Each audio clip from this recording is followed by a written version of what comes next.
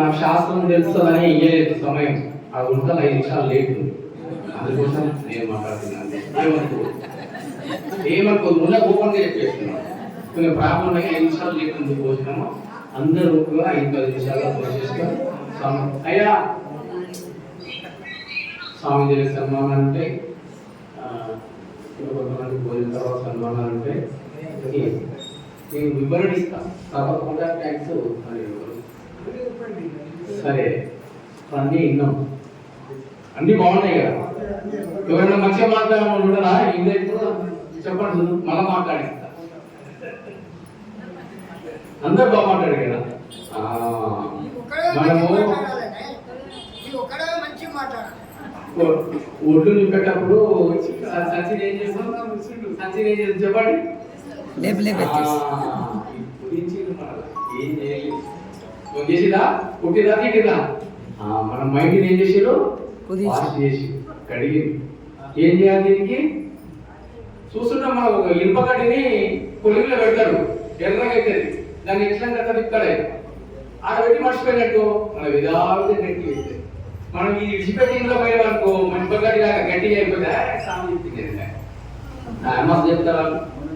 అది కాదు, ఆచరించి కొంచెం మనం ఆచరించి బాలే స్వామి యొక్క 13 ఆరాధనలు కొంచెం మనం ఆచరించి అన్నంబు గోరు వస్త్రంబు పైగోరు వస్త్రంబు గోరు వనిత గోరు వనితంబు గోరు సంతానంబు గోరు సంతానంబు గోరు ధనము గోరు ధనము గోరు దండి గుర్రంబు గోరు అయ్యి మాయ సంసార జలది దాటలేక.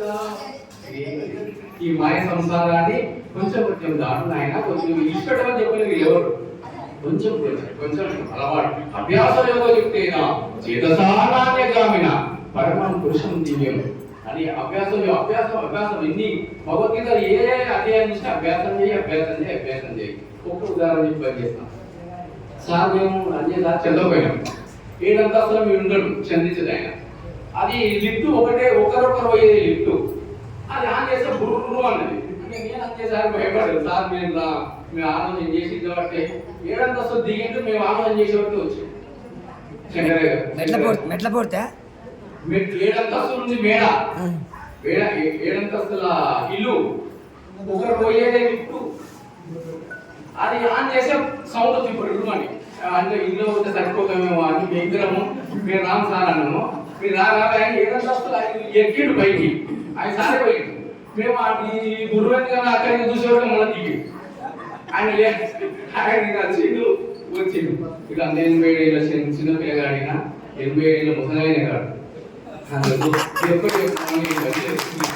ధన్యవాదాలు మీరందరికీ. ఎవరైనా ఈ యొక్క ఆశ్రమానికి ఆర్థిక సహాయం చేసే మహానుభావులు భక్తులు ఉంటే స్కానింగ్ నియమాలు కూడా మా పోషకానికి వెళ్ళవచ్చు. మా కార్యవర్గ సభ్యుల తరఫున అందరికీ నమస్కరిస్తూ ఇంత ఓపికగా ఉన్నవాళ్ళు ఇంత ఓపికగా ఉన్నందుకే ఇంతమంది మాట్లాడారు. ఎప్పుడు పూర్వంకి వయసు పెట్టారు, తాయినందుకు వయసు పెట్టారు మహానుభావులు. అందుకు మీరు ఇంత మంచిగా ఓపిక విన్నందుకు మీకు నమస్కారాలు తెలియజేసుకుంటూ 5 నిమిషాలు ఓపిక పెట్టండి. స్వామి గారి సామాన్ తీసిన తర్వాత ప్రశాంతంగా వెళ్ళి మా పెద్దమంది పాదుక పూజ ఉంటుంది. పాదుక పూజ మహాత్మతో ప్రసాదాలు తీసుకొని అందరూ ప్రశాంతంగా పూజ చేసి వెళ్ళి నమస్కారం. ఒక నిమిషం స్వామి.